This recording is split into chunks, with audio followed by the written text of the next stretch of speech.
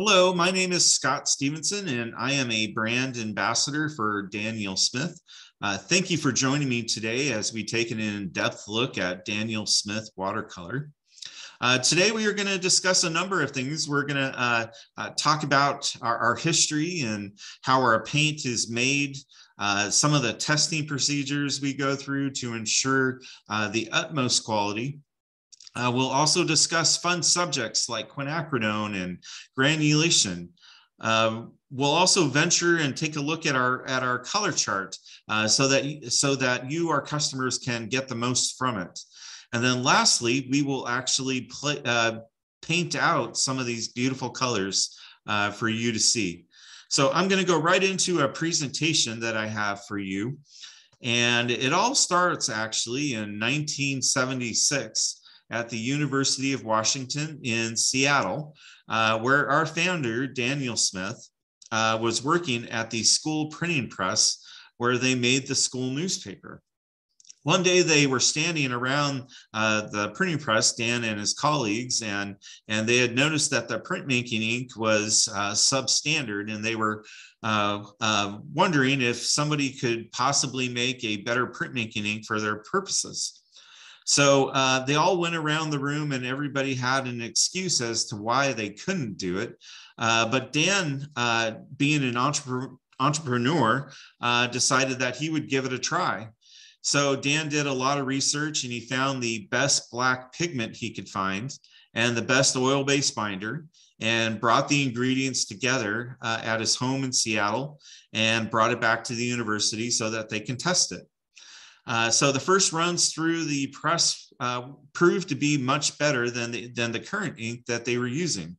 So from that point forward, they started using Dan's ink.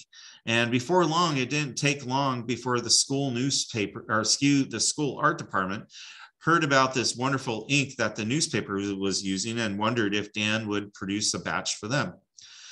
So Dan went ahead and produced a batch for the art department, brought it back to him, and the art department loved it.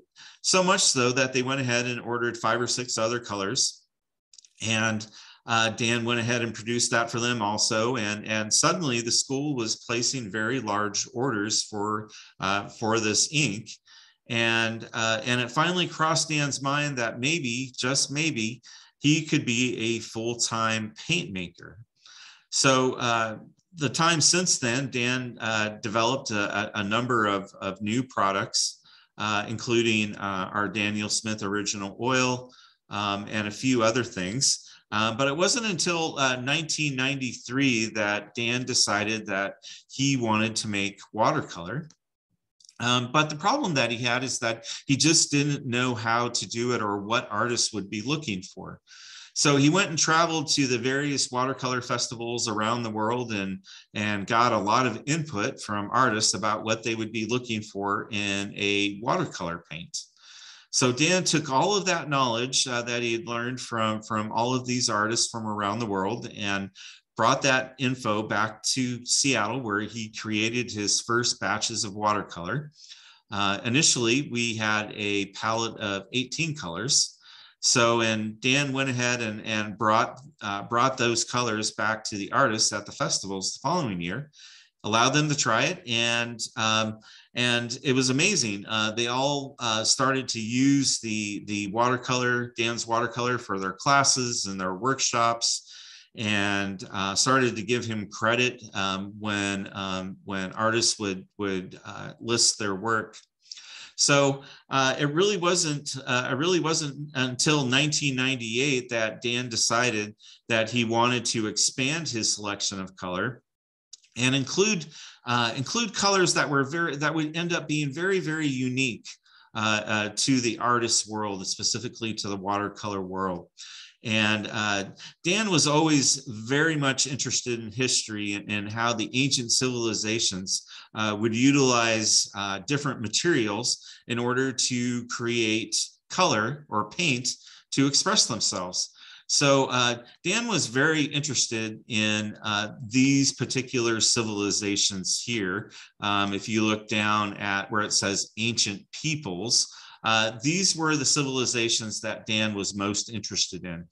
He was interested in the Mayans, the Egyptians, the Incans, Plain Indians, the Inuits, and other ancient peoples. So, for example, if you look at turquoise, for example, the Plains Indians would take turquoise and mix it with animal fat, and then that became their war paint, the paint that they would put on their face and on their horses.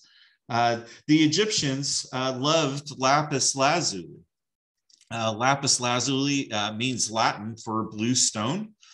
And what was really interesting about the Egyptians was that the Egyptians were very, very, very ahead of their time in terms of developing pigments and medications and also advanced chemistry.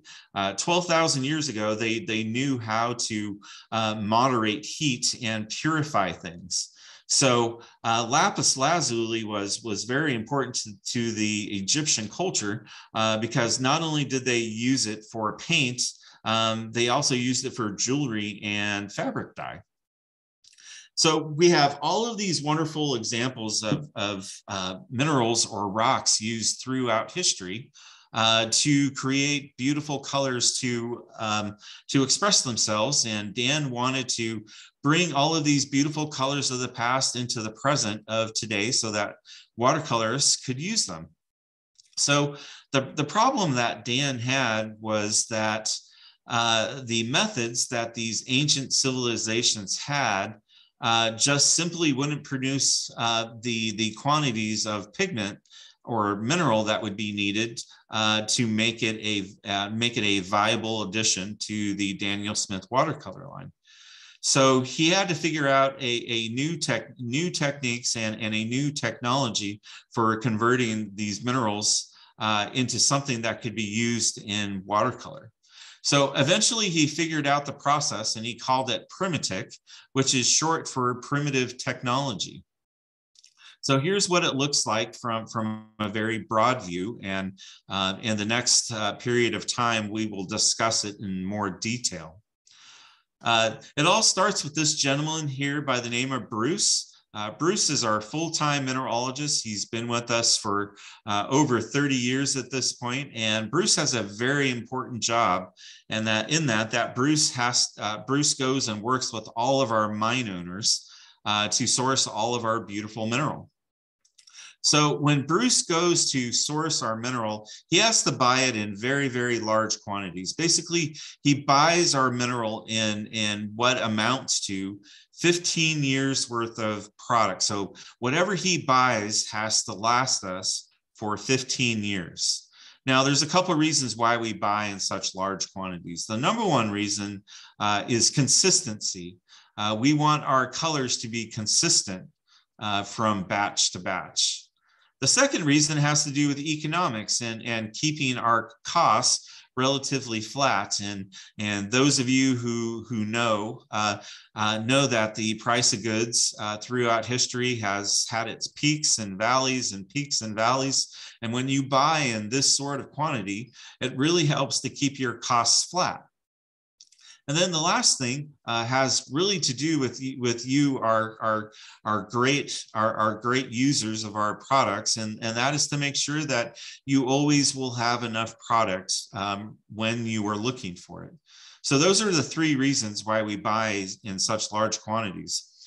We even have 15 years worth of tubes in our factory, which is remarkable. So Bruce makes sure that we have all of the product that we need.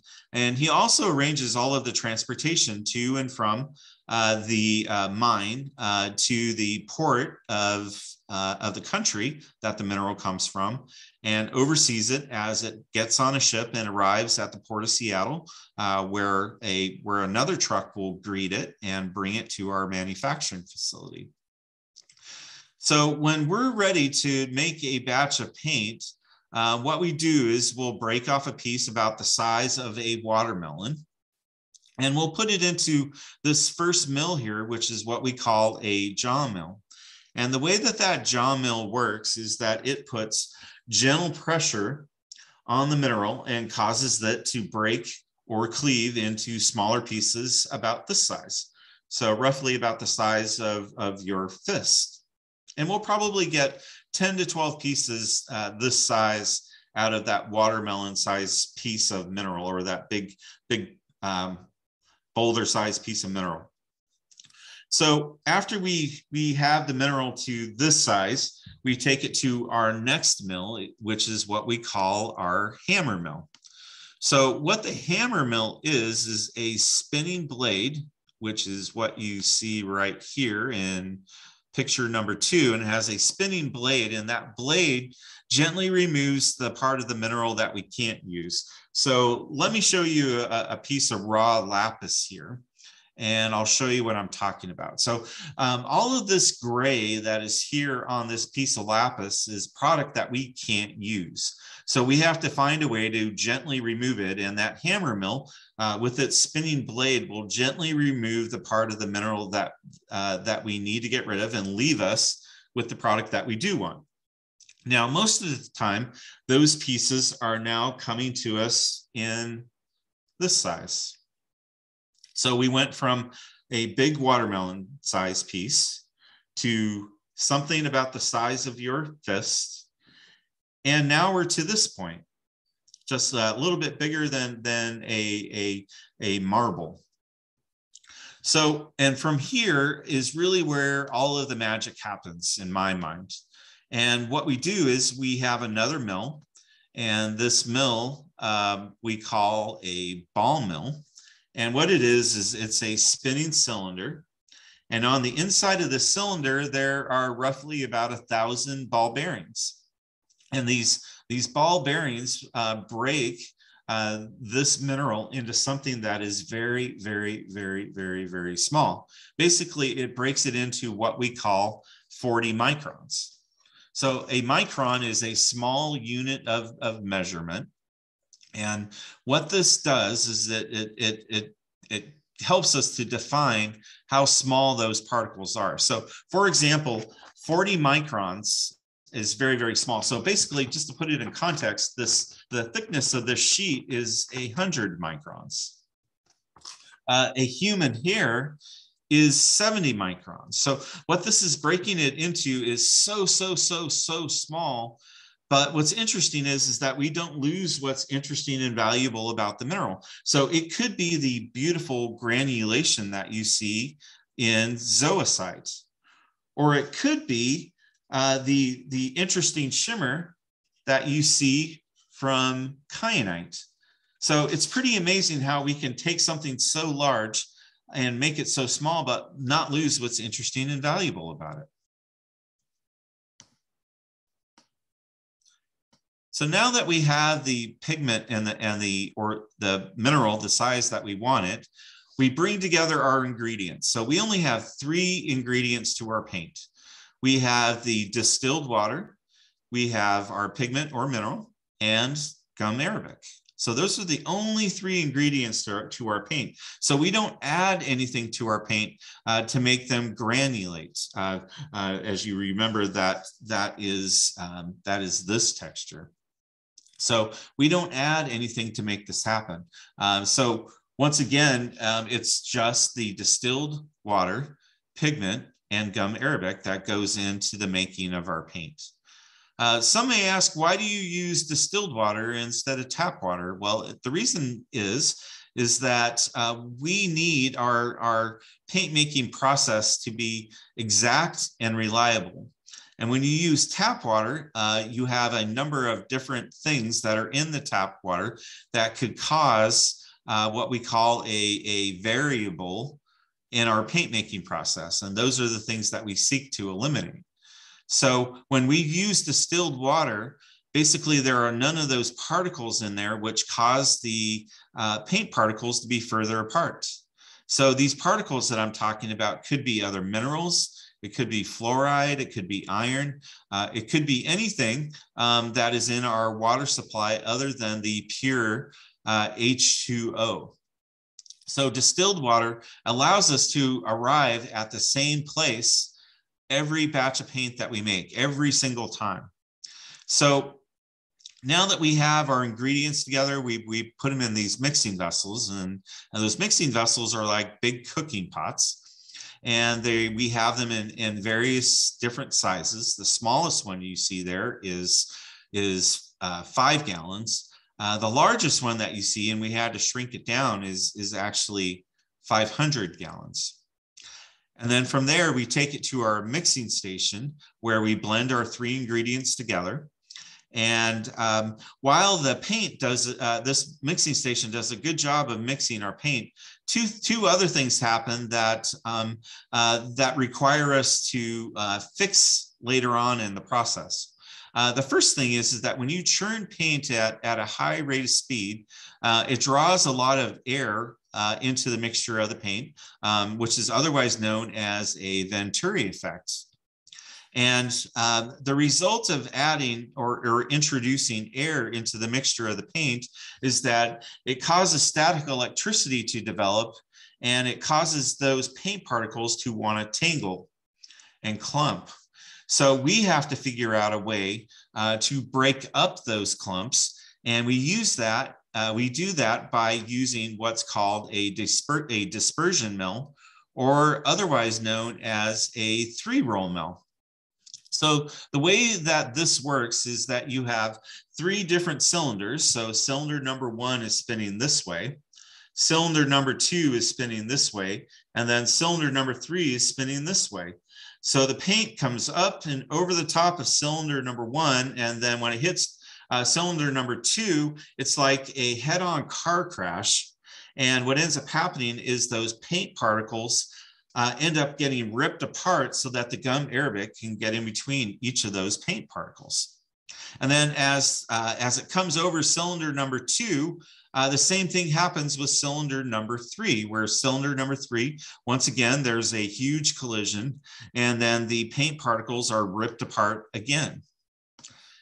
And oftentimes, it requires us to run each batch a number of times until we can make sure that all of those clumps or agglomerates, as we call them, are broken apart.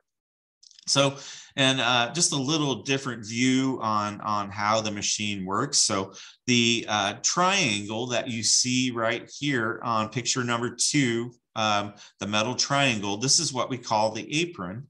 And the apron is just beyond cylinder number 3, where a machine operator will pull the paint from the apron into a bucket.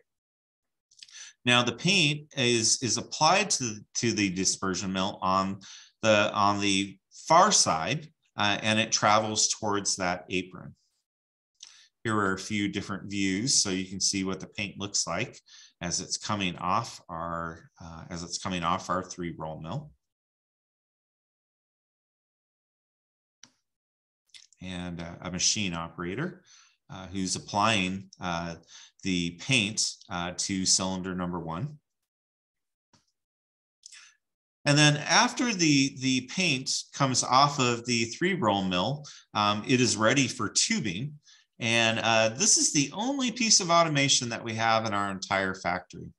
And what you have here is this machine will insert the precise amount of paint into each of our tubes. And the way that this machine works is that you have a carousel, and that carousel basically has these tubes, and these tubes are upside down, and the machine will inject the tube with the right amount of paint, create a crimp, and also it will stamp a batch number right on the crimp of the tube. Now, the batch number is very, very important for us because it is literally a reference number, something that we reference in the future if we ever have an issue with a batch of paint. So along with that, we will create one of these, which is what we call a paint out. And this paint out provides or helps us to provide a reference point so that we know what each batch of paint actually looks like.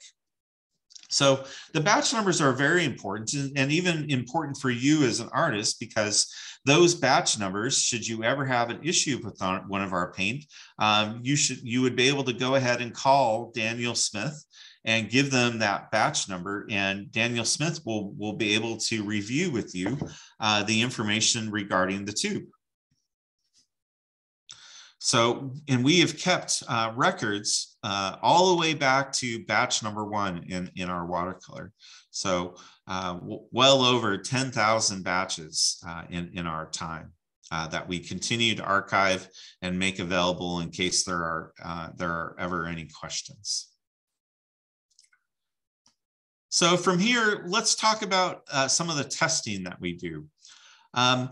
First and foremost, we're very proud of the fact that a very large percentage of our colors have what we consider to be excellent light fastness. And what that means is that the colors, the particular pigments, have different abilities to resist the effects of ultraviolet light.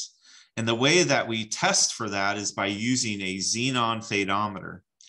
Now, this machine is very important because this will help us to determine what our light fastness rating is on each of our colors. And it's roughly the size of a large refrigerator, and this is what it looks like in the middle. You have a carousel where we have our paint outs, and then in the middle of that carousel, there is a metal rod that comes down, and in the middle of that rod, there is a very bright or a light bulb that produces a very bright amount of light.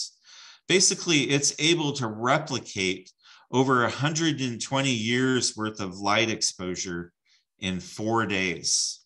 That is an incredibly bright light. And the light is so intense and is so hot that if we don't put distilled water down the center of that rod, the whole machine will actually melt. And at the end of the 4 days, we will take the paint outs out and then hold them alongside a template. And then based upon the amount of fading that we see, helps us to determine the light fastness rating of our colors.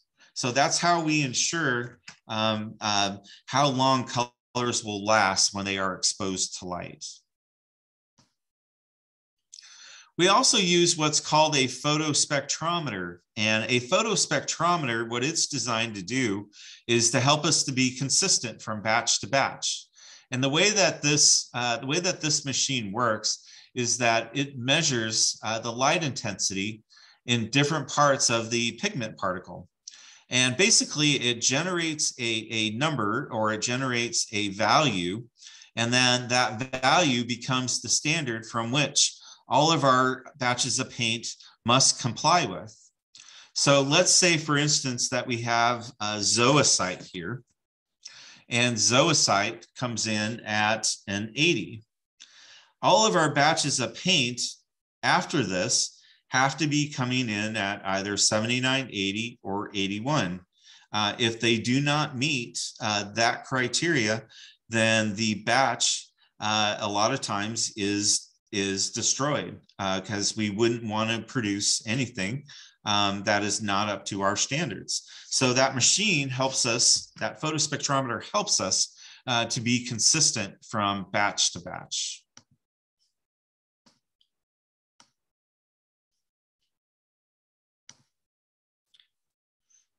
So let's discuss some popular subjects within watercolor. The first thing that we will talk about is granulation. So granulation is this effect here. And granulation is this textured effect. Now, what's interesting is that we don't add anything to our paint to make it do this. Basically, this is the result of the specific gravity or the specific weight of the particles used to make the color. So we can either have this effect with a mineral-based color, like a Primatec color, or at times we also have synthetic pigments that will also granulate. So based upon the gravity or the weight of the particle or pigment, it wants to flow into the tooth of the paper, and the gum arabic and distilled water will float to the top. And when that happens, that's when we get this effect, which we call granulation. So what I think is really interesting about granulation is that it's useful for so many things. For instance, this is green apatite. And green apatite, I find, is just absolutely wonderful for foliage, for leaves, and for grass, because it does something that is very, very interesting. So it has this granulation effect, this granulation that I think really does a better job of articulating what nature can do than I can with a brush or a pen. So this textured look, once again, happens because those particles are heavy and they want to flow within the tooth of the paper or the texture of the paper. So when that happens, we get this effect. So that is granulation. Another favorite topic in watercolor is quinacridone and what quinacridone is.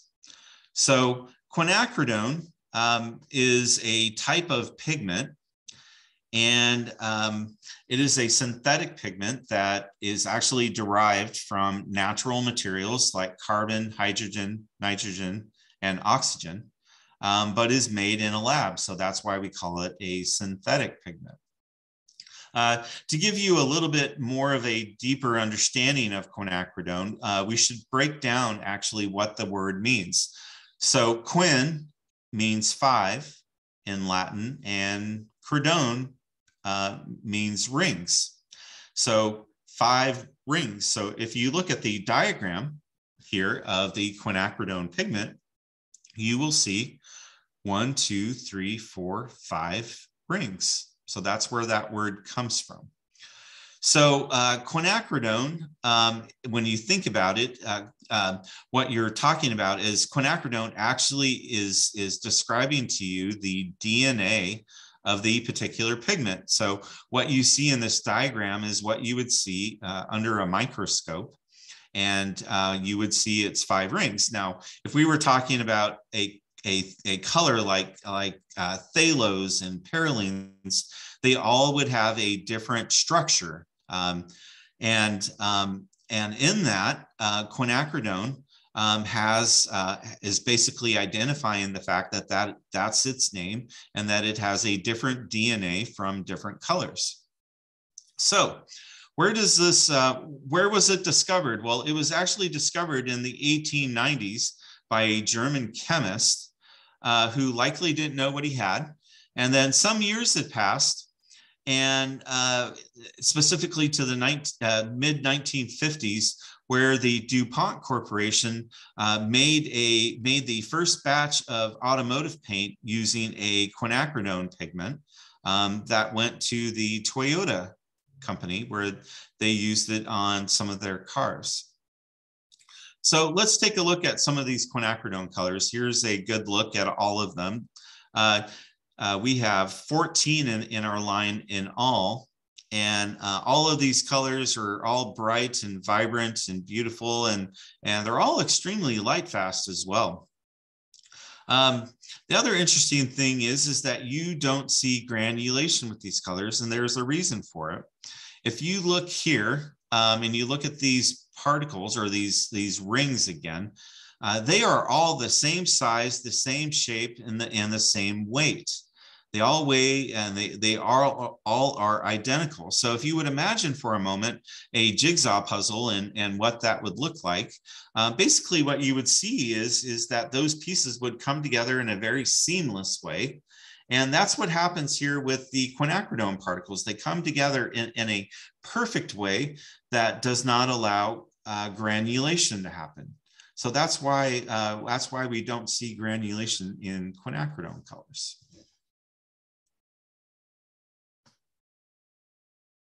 Daniel Smith was the first to include quinacridone colors in artist paint. And we also have more quinacridone colors than any other paint manufacturer in the world.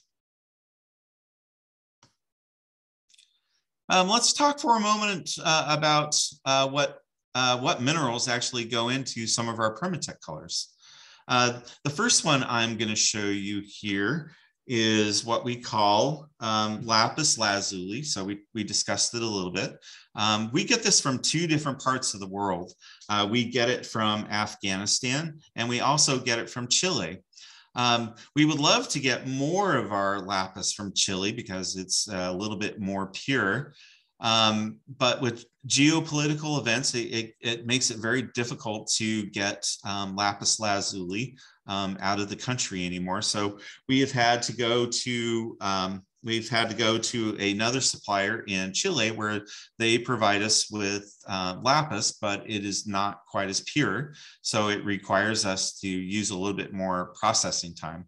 But lapis lazuli, Latin for the blue stone, from Afghanistan. You have Sleeping Beauty turquoise from the Sleeping Beauty mine in Arizona, where in 2006, this mine stopped producing turquoise. So this color in the future may be one of those that may be impacted because there's no more product left. So those are just two of our minerals. We have 36 minerals in all that go into our Permatic collection. And I think it's time to talk about our color chart. And our color chart really offers a lot of information. Here's what it looks like on the cover. And then when you open it up on the big side, on the part where there are the most colors, these are the synthetic colors and the colors that I call our general line colors. So basically these are synthetic. These are some of our natural colors like our ochres, and also colors like umbers and sienna. So they all exist on the largest side of the color chart. Now, if you turn the color chart over, you see our Primatech colors. Those are the colors that are all derived from minerals. Down below the Primatech colors, you have what we call our luminescent colors. And these are colors that are interference, iridescent, or colors that we have called duochrome colors. So here's an example of a duochrome color. This is duochrome saguaro green. And it's very interesting. You see that on the left side, which is where the white watercolor paper is, looks like a brown. And then over the top of a black watercolor ground, or it could be black watercolor paper, you see something entirely different. You see a green and also some streaks of metallic through it. So the way that this works is that the mica that's associated with these duochrome colors is oxidized in a way that refracts light differently. So when you refract light differently, it changes the way that the color appears to our eye. Here's another look. So the question I get a lot is, what's the difference between an iridescent and interference pigments? So quite simply, iridescent colors, the way they work is that they reflect light like a mirror. So a particle of light hits the paint pigment matrix and then bounces back, much like a mirror. So basically it reflects light like a mirror. Interference colors do something entirely different. They refract light, and when they refract light, it causes the light to scatter. And when that happens, we see all sorts of different colors between fluorescence and all sorts of different metallics. So basically, interference colors, they refract light and cause light to scatter. And then once again, a duochrome color, what happens there is that the color shifts between two different colors. So if you will return back to the main side of your color chart, which is the side of the color chart that has the most amount of colors on it. And if you go and look next to the word watercolor, you will see this box called color information. So what this is telling you is that each of these colors the information will flow from left to right. So the first one is the format of the color. So this is what our colors will be available in. So they'll be available in a 15 mil tube, a 5 mil tube, a watercolor stick, and a half pan. So a question I get a lot is, what is a watercolor stick? So basically what a watercolor stick is it's basically the mineral or the pigment and the gum arabic, and then that's it. So basically they're allowed to dry where they get hard. And what's great about these is that they re-wet very easily. So they're very portable for those of you who like to do plein air. Watercolor sticks are a great tool because they are dry in nature and they are much easier to travel with than a tube of paint, which can bring along difficulties when you go and try and open the tube to use your colors. So since these are dry, they're easy to travel with, and they also provide a lot of value, as each one of those sticks is equivalent to 3 full pans of watercolor. With our half pans, we pour these in 3 different stages. And the reason why we do that is just so that we can maximize the pigment that we offer you. We have them in 45 open stock colors. All right, back to the top part of the color chart. And the next piece of information that we give you is the light fastness rating. So basically, our colors are going to come in a Roman numeral system. So a Roman numeral 1 is what we consider to be excellent light fast. A number 2, a Roman numeral 2, means that these colors are good for 100 years before they start to fade. Any color that is a 3 we rate them at 50 to 70. And any color that is a 4, we consider that to be a fugitive color, meaning that that color is going to fade within 15 to 20 years. So once again, we talked about how we get to our light fastness rating. We use our good friend, the Xenon fadeometer, to be able to tell you what our light fastness is. And then the next piece of information we give you is whether the color is non-staining or staining. And we have a 1 through 4 system that helps you to understand the staining ability of each of our colors.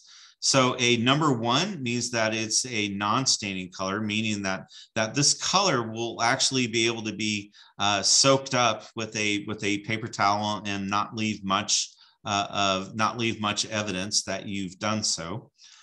The second, or number 2, is a low staining color, meaning that you can pick up the vast majority of that color and basically it will leave behind just kind of a glow. 3 is a medium staining color, and that's where you really need to start paying attention, because this is starting to be a very aggressive color. And a number 4 is what we consider to be a high staining color. So here's kind of a look at that and how it works. So you can see cobalt violet there is a non-staining color. So we were able to soak up the vast majority of it. Hansa yellow medium is what we consider to be a low staining color. And when you attempt to lift that color, you will be able to lift a fair amount of it and it'll leave behind more or less a glow. And then number 3 is indant throne blue, and this is what we consider to be a medium color. So you are able to pick up even less than the previous color. And then finally, we have carmine, which is a high staining color. And this is a color that is very aggressive, and it attaches to the fibers of the paper very quickly. And because of that, we give it a 4, which is a high staining rating.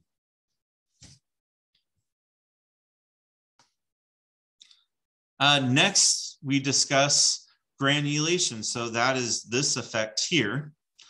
So it's this textured effect. So we let you know with 2 different symbols. Y is yes, in varying degrees. 2 is or excuse me, N is no, and that means that that color does not granulate. The next piece of info we give you is the transparency, and transparency is very, very, very important. So imagine for a moment if you were blending a transparent color with an opaque color, whose nature do you think it's going to take on after that point? Well, of course, it's going to be the opaque, right? So understanding the transparency of the colors in which you work with is very important, because the transparency is an indicator of how well that color is going to work with others, and if in fact you will keep or lose the transparency of the colors in your palette. So a fully open circle means that that color is transparent. A half circle that is shaded in means that that color is semi-transparent. And any color that is solid or black means that that color is opaque. And then lastly, any color or any tube of paint that you see that has that P symbol reminds you that that particular color is from our Primatech collection, or a color that is derived from mineral. So here's a look at transparency and how it works. So if you look at quinacridone burnt orange, you see it as a bright and vibrant color on the left, on the white side. And then on the black side, we have a black watercolor ground. And you don't see any of that quinacridone burnt orange at all. And that is because that color is transparent. Down below it, we have a semi-transparent color called permanent red. And once again, you can see bright and vibrant on white. And then you can start to see the red coming through on the black side. And then down below, we have cobalt green, and cobalt green is an opaque color. And when you have that opaqueness, it definitely takes up the majority of the black that you see there. It covers it better. So you see a lot of green there. So that lets you know, or this is an example of a color that is opaque. So let's see if you got it. So the first piece of information that we give you, again, is what color is ultramarine blue available in. So in this case, it's available in a 15 mil tube, a 5 mil tube, a watercolor stick, and a half pen.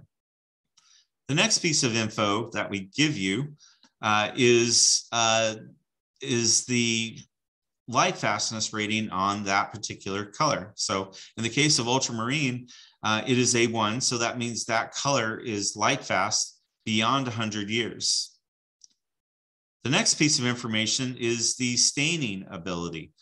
So this color is a 3, so meaning that this is a medium staining color. The next thing is Y, which means that, yes, this color granulates. And then that fully open circle is an indicator that this color is fully transparent.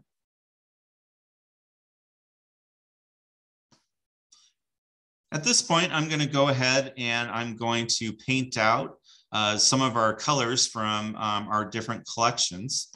And I'm going to go ahead and show you our first color. I'm going to go ahead and make some space here. And the first color I'm going to show you is green apatite. Green apatite is definitely one of my favorites. And what it does is really produce this beautiful, beautiful, beautiful, deep, deep, deep, deep, deep green. And it has just a ton of strength and complexity, and is wonderful for foliage and grass and different tree branches. You can see the granulation starting to happen, and it's just a beautiful, beautiful, lush color. The next color that we have here is sodalite, and sodalite is also from the Permatic collection, and it is a beautiful, beautiful granulating deep blue, and it offers a lot of uses for dark and stormy skies, and also for seas, dark and stormy seas. And you can really start to see this granulation really start to show itself.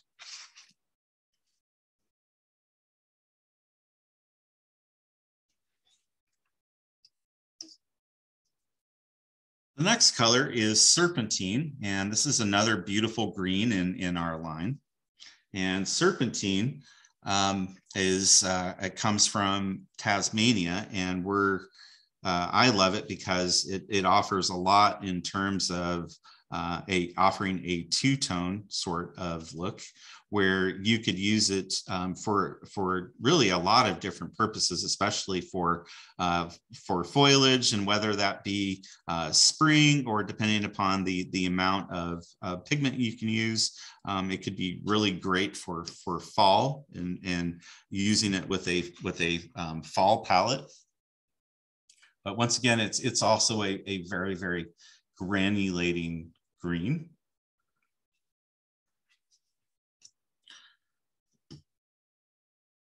Next, we have one of my favorite blues, and it is Mayan blue.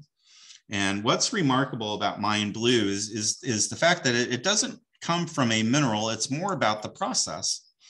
And the Mayans, what they would do is that they would take clay and then mix it with whether it be a indigo, whether it be whether it would be some sort of insect or blood, but they would take the clay and they would infuse it with, in this case, indigo, and it creates this beautiful color that we call Mayan blue.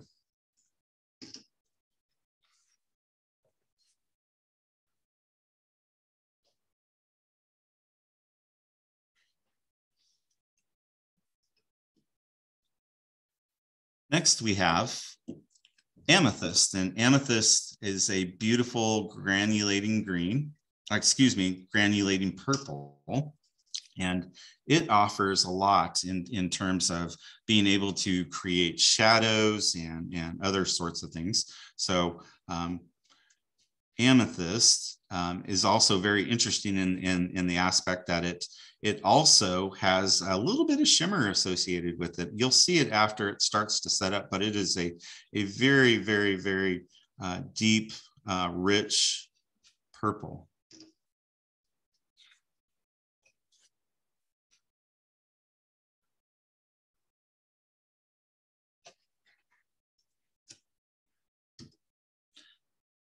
Next is garnet, and garnet is a very, very deep red color that offers a lot of options, especially if you're looking for colors for colors for fall. And it is just a beautiful dark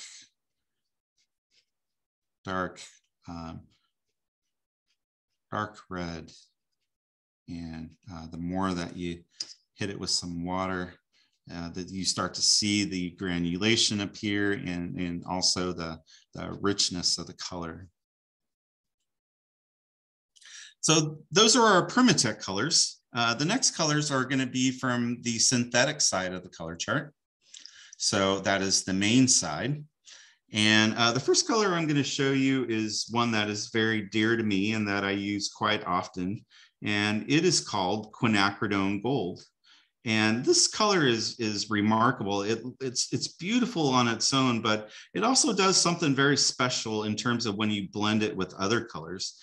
It is a great color to blend even with Mayan blue and green apatite. They create just a beautiful blend to create different fall foliage. Once again, that beautiful quinacridone color, not a lot, no granulation associated with it. All right, next we have Moonglow. And Moonglow is a very interesting color. It uses 3 different pigments. And what's really neat about it is that it is wonderful for creating shadows. And something interesting happens with it as it starts to set up. You start to see one of the really prominent pigments that go into this. It's a red, and you'll start to see actually the red start to creep towards the edge, and it creates a very, very interesting effect.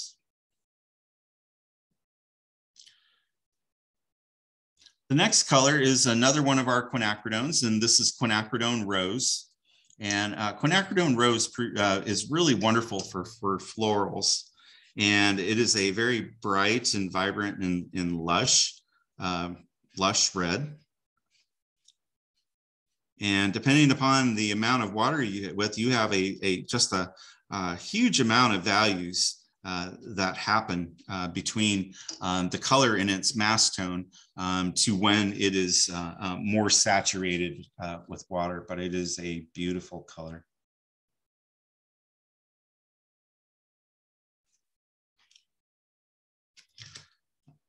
Next, we will use quinacridone Coral. Quinacridone Coral is another color from the quinacridone collection, and it offers quite a bit in terms of versatility also. And it is slightly different than what you see. It's definitely a warmer red than what you see from Quin Rose. But once again, it just offers a lot of versatility.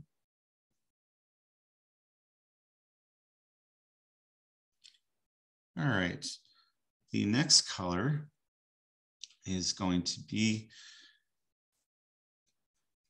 Shadow Violet. So Shadow Violet is kind of a close cousin to Moonglow. It offers a slightly different look, but is also just another one that is great for shadows and stormy clouds and other sorts of shadows.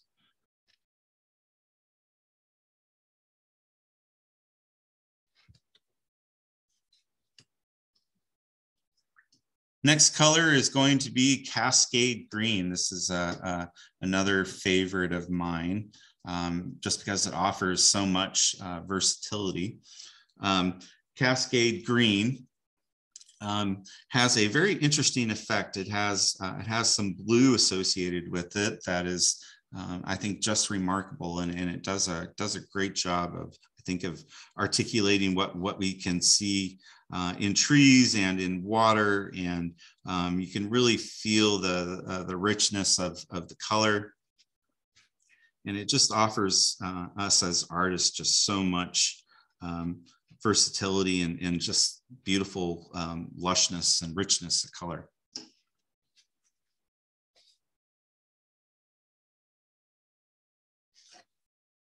And then the last color will be Hansa Yellow Medium. So Hansa Yellow Medium, I think, is a very versatile color.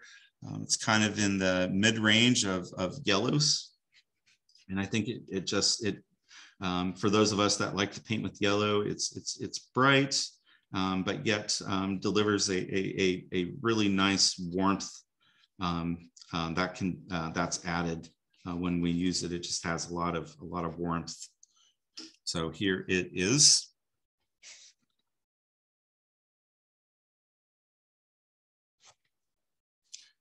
And then that is it. I'm going to go ahead and move out of my screen here. And I just wanted to take a moment and thank you all for your time today. Daniel Smith is not the company that it is without you. And on behalf of all of us here at Daniel Smith, thank you very much and have a great day.